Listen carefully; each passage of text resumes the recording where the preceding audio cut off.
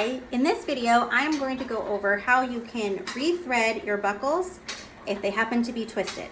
So you can see here that my chest clip has the female side the right way and the male side is flipped. So what I'm going to do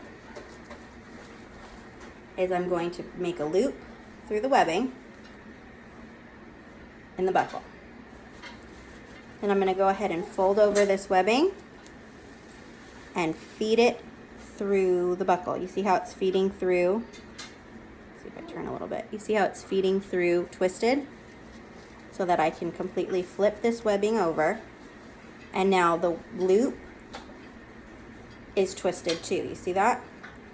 So then I'm just going to go ahead and twist the other side through the buckle. And now my chest clip is threaded correctly. So I can snap it in and tighten without any issues. So, hope that was helpful. Bye.